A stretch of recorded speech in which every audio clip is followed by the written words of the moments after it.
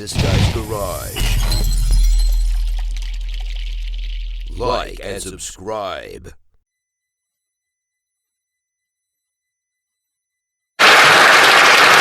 Questions orales, oral questions. The honourable member for Okanagan Lake West, South Kelowna. Mr. Speaker, Parliament demanded a budget from this Liberal government. Last night, a Conservative motion passed calling on the Prime Minister to table a budget this spring. The Liberals are asking Parliament to approve $500 billion in Liberal spending with no budget. Despite promising to spend less and cap government spending at 2%, they've increased it by 8%. Single moms, seniors, small business owners must budget before they spend. Parliament wants these Liberals to do the same. Will the minority Liberal government listen to the majority in this House and table a budget immediately? The Right Honourable Prime Minister. Mr. Speaker, this week was a great week for the London Knights. It was a greater week for the country of Canada.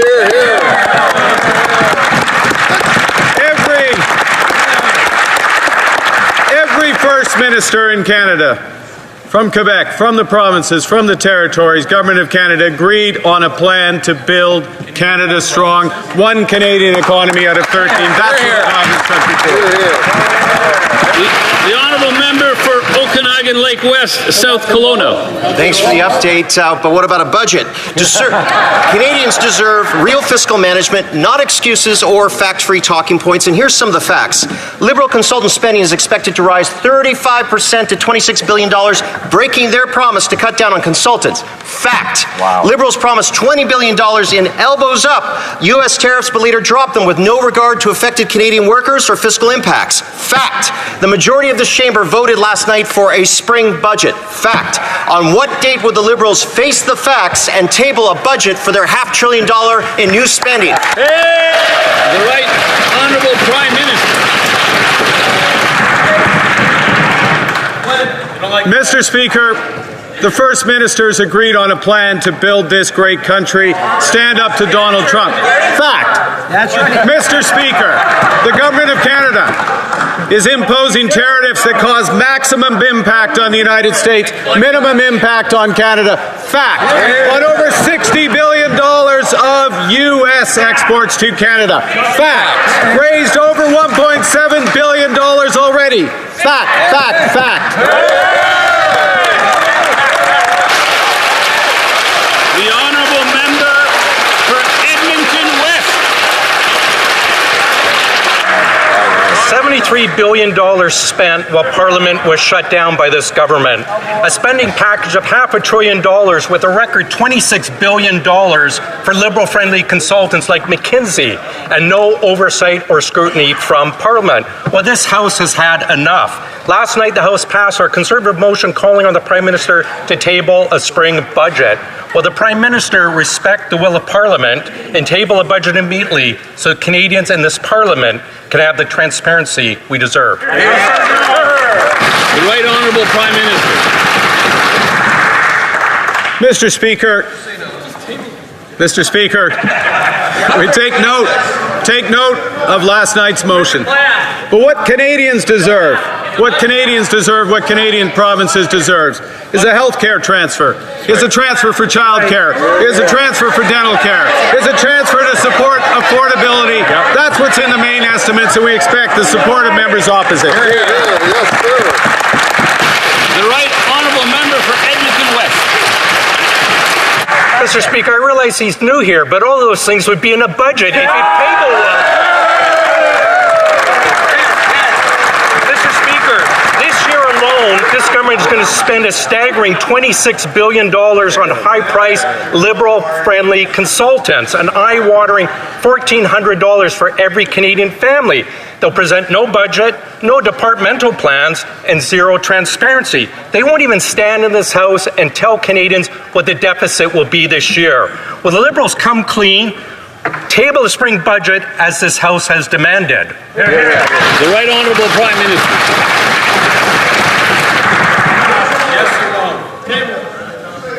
Mr. Speaker, unlike the member opposite, I know the difference between main estimates and budget. Unlike the member opposite, I know how to grow.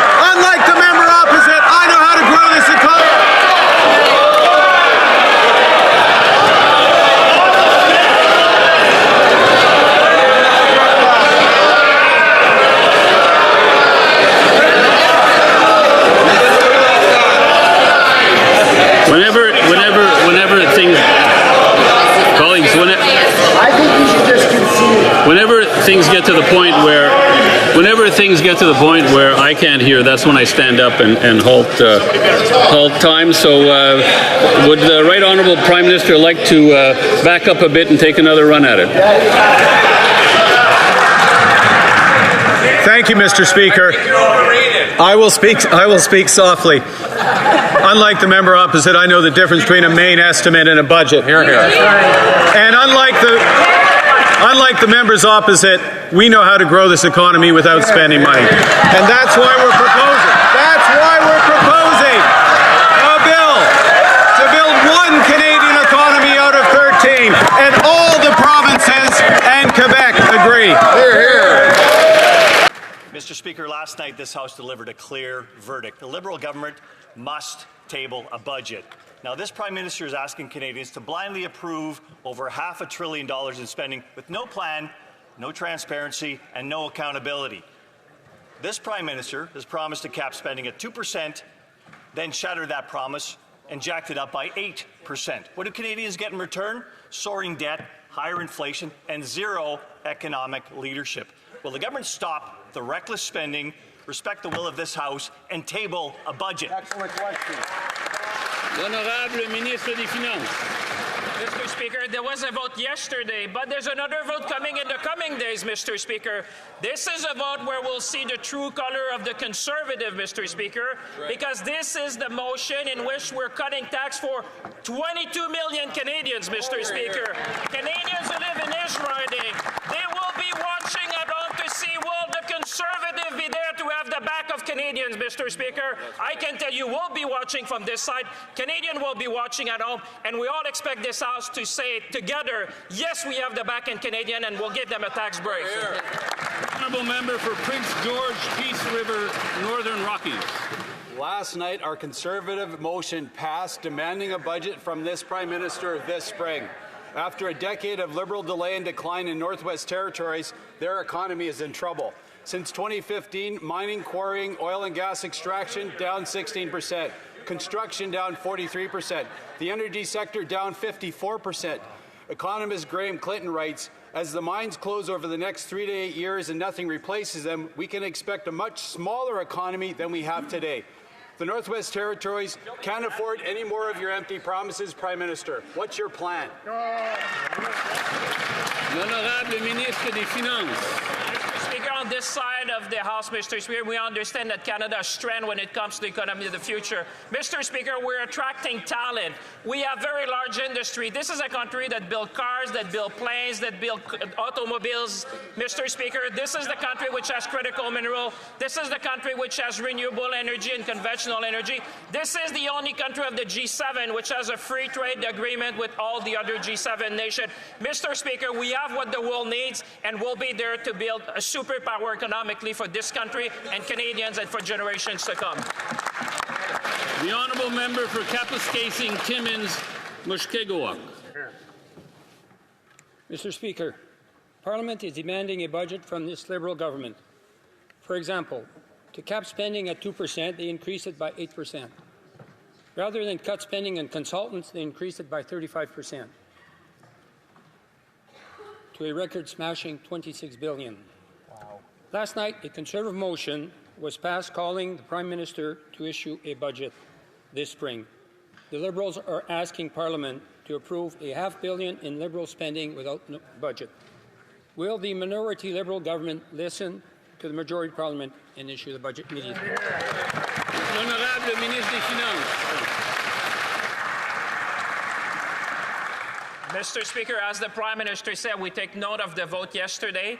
Well, Mr. Speaker, what I can say to the member, and I welcome into this House, let's focus on what the main estimates are doing for Canadians, Mr. Speaker. They're supporting childcare in this country, Mr. Speaker. They're supporting pharmacare in this country. They're supporting dental care, Mr. Speaker. What they're doing, they're supporting Canadians, Mr. Speaker. Canadians have asked this House to work for them. Canadians have asked us to be ambitious.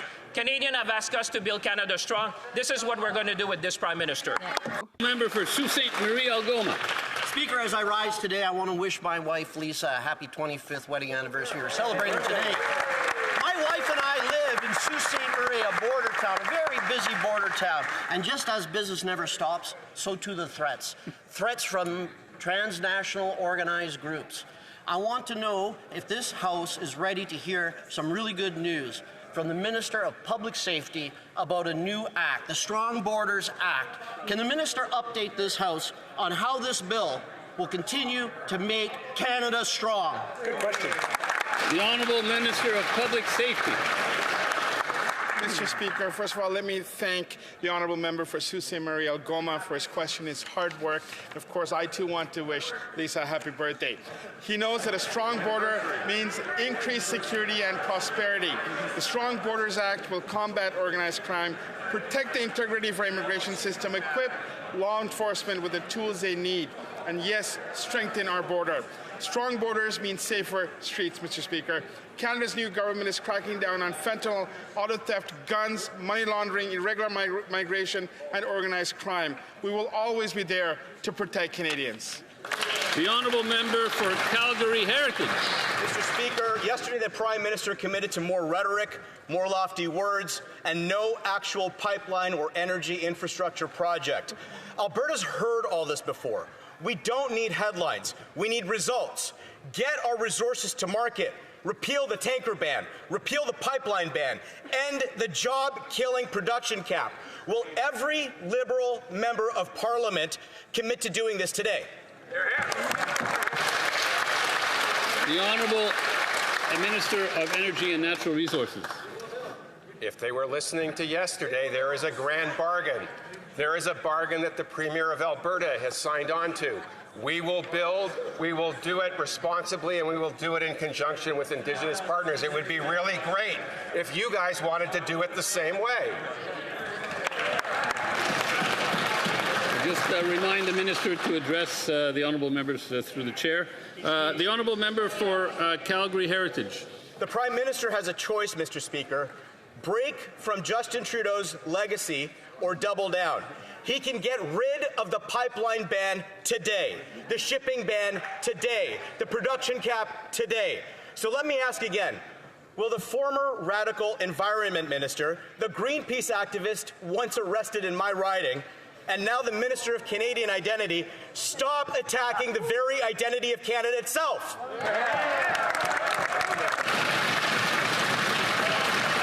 The Honourable Government House Leader. Mr. Speaker, yesterday was an incredible day for the country. Yesterday was a day where 13 provinces and territories, plus the Prime Minister, got together to talk about significant national projects so we can build this country, so that we can build it with the great men and women in our skilled trades, so we can build it with great Canadian steel, so we can build it with great Canadian aluminum. Build we will do, Mr. Speaker. It is time to build. The Honourable Member for Calgary Nose Hill. Mr. Speaker, the Liberals invited millions of migrants into Canada, knowing full well they didn't have the economic and social infrastructure to support them. Now Canada has a massive housing crisis, endless healthcare wait times, and countless Canadian youth without jobs. Newcomers themselves aren't to blame. It's the Liberals who misled everybody about Canada's capacity to absorb millions, especially under their government's economy-killing policies. Millions of people are now in Canada with expired or imminently expiring visas. How is the government going to ensure that they will leave? Good question. The Honourable Minister of Immigration, Refugees and Citizenship. Thank you very much, Mr. Speaker. Thank you to my colleague for that great question. Today is a great day in the country. We introduced a very important bill that getting us to take steps to strengthen our immigration system and our integrity in the system while also upholding our humanitarian commitments. So as global migration patterns evolve due to conflicts and crisis, Canadians expect a resilient and responsive immigration system, and that is exactly what we are doing. Honourable Member for Calgary Nose Hill. So just to reiterate, by the end of this year, nearly 5 million people will be in Canada with expired or expiring visas, and the government has no plan on how they're going to get them to leave. We have a housing crisis, a youth jobs crisis, healthcare wait time crisis. And knowing this, the Liberals have already issued nearly 177,000 new temporary foreign work permits this year, a 10% increase from the last quarter. That's the same amount of people as Kelowna. Well, with a youth unemployment crisis, why did the government increase the number of temporary work permits this year? The Honourable Minister of Immigration, Refugees and Citizenship. Mr. Speaker, we take our immigration system very seriously on this side of the aisle, as I know all Canadians do. And for that reason, we are strengthening the integrity of our system while maintaining the humanitarian ability that we have in this country. Make no mistake, Canada takes its obligations seriously, and we are strengthening our asylum system to make it more efficient and more efficient and flexible. And we will be doing exactly that. Member for York Durham. Thank you, Mr. Speaker. For first-time home buyers, the dream of home ownership has become a nightmare of debt and default. New Liberal housing data shows that nearly 1 in 5 new homeowners missed a mortgage payment, 1 in 4 are using debt to pay for debt, and over 60% are concerned they won't be able to make any payments at all. With no budget and no plan in sight, but over $500 billion in new proposed spending, can the Minister of Housing tell first-time home buyers how much their mortgage payments will increase because of this government's inflationary spending? The Honourable Minister of Housing and Infrastructure. Thank you, Mr. Speaker, and thanks to the member opposite for giving me an opportunity to highlight the importance of our GST cut for first-time homebuyers. Good point, We will be moving forward with the GST cut up to $50,000 on homes up to $1 million. Wow, that's great. This is a huge opportunity for new home buyers, in addition to the income tax break that we are giving to 22 million Canadians. Those are affordability measures that will help first-time home buyers. Yeah. Honourable Member for York Durham. Own data paints a very different picture. A Canada where first-time homeowners can't hope to buy a home unless their parents owned one before them. In fact, over 40% of new home buyers relied on a gift or inheritance to make their first purchase. And the average amount of that gift, Mr. Speaker, was $74,000. That's not a small boost, Mr. Speaker. That's the only way in for people into the market now. Is the Minister of Housing content with a system where unless you're born rich, you'll die renting? Hear, hear. The Honourable Minister of Housing and Infrastructure.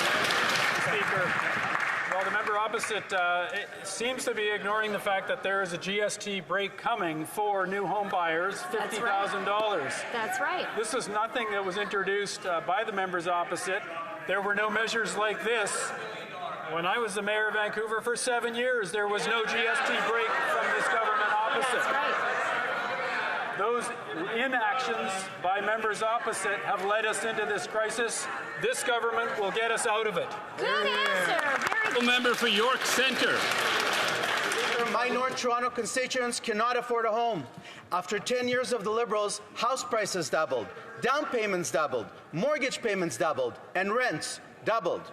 New home sales in Toronto are at a record low, lower than they were during the housing crash of the 1990s. But the Minister of Housing is on record saying he doesn't want to lower the price of housing. My question to the Minister, why does he think that young people should not be able to afford a home in the City of Toronto? Great question. Honourable Minister of Housing and Infrastructure. Thank you, Mr. Speaker. Well, hearing this concern from across the floor gives me confidence that the members opposite will support a GST cut for first-time homebuyers. Good. Yeah, they should. I hope that that same support will also extend from the members opposite for partnerships with the cities, with the communities, with Indigenous communities, provinces and territories to be good partners as federal government and deliver affordability measures to make housing affordable in Canada. The Honourable Member for Kitchener South, Hespeler. Mr. Speaker, a news report today details how the residents of Chicopee Terrace, an apartment complex in Kitchener, are banding together to patrol their parking lot as the Liberal crime wave intensifies. Jason Souza, the leader of the group, says that he and his neighbors have had the catalytic converter stolen out of their cars. So not only are car thefts up, but now they're stealing the parts out of the cars they don't take. I have a very simple question. This is not the Kitchener I grew up in. Why don't we go back to how it was? Why doesn't the Liberal Justice Minister simply repeal his soft on crime Bill C-75? The Honourable Minister of Justice and Attorney General. Mr. Speaker, dangerous people who commit violent crimes should be treated with serious consequences. That's why we are putting new measures in place to strengthen the bail regime, including for auto theft, including for home invasions, including for human trafficking. We're also introducing stiffer penalties for serious violent repeat offenders. Mr. Speaker, we are going to work with facts and reason. I hope when we advance these measures to help protect the communities, we garner the support of the Conservative Party. The Honourable Member for Edmonton, Griesbach. Mr. Speaker, during the election campaign, people at the doors told me they are fed up with crime. With violent crime up 50%, many folks are afraid to walk around in their own city. This year, Edmontonians were shocked when a 13-year-old boy was stabbed to death at a transit station. People know this chaos is a direct result of the Liberals' soft-on-crime laws. So when will the Prime Minister stop the crime, lock up the criminals by repealing Trudeau's Bill C-5 and Bill C-75? Hear, hear. The Honourable Minister of Justice and Attorney General. Mr. Speaker, obviously when you hear the details of our horrific crime as the member has shared, this is not a partisan issue. All members of this House care equally about the well-being and safety of Canadians and believe that Canadians should feel safe in their communities. What's clear, though, is the member has not even read the legislation that he criticizes in this House, for if he did, he would know that he's advocating to make it easier for people who commit intimate partner violence to get out on bail. Mr. Speaker, it's important we deal with details and facts in this House. I encourage the member for once to read the legislation before he forms an opinion. The Honourable Member for Abbotsford South Langley. Mr. Speaker, as I rise for the first time in the House, I thank the good people of Abbotsford South Langley for placing their trust in me. Soft on crime Liberals have caused havoc in my community. The family and law enforcement I met during the election are frustrated with seeing offenders released quickly only to reoffend. Last week in Vancouver, a man was charged with sexually assaulting a teenage girl while he was already on probation for sexual assault. Repeat violent offenders have it too easy from the Liberal government. Will the Prime Minister stop the crime, lock up the criminals, and repeal Trudeau's Bill C-5 and C-75? Great question. The Honourable Minister of Justice and Attorney General. Mr. Speaker, I'd like to take the opportunity to congratulate the member on rising in this House for the first time and on his recent election. There's something that we agree on. Violent repeat offenders should have a harder time getting out on bail. But what's interesting, when he cites a very specific instance where he's dealing with somebody who could be released for committing potentially intimate partner violence, he then criticizes the very law that makes it harder for that person to get bail. We're going to move forward with new reforms that make a stricter bail regime for violent home invasion, for people who participate in auto theft, for people who are engaged in human trafficking. Mr. Speaker, I hope the Conservatives will vote in favour of strengthening the bail regime. The Honourable Member for Toronto St. Paul's. Mr. Speaker, it's Pride Month.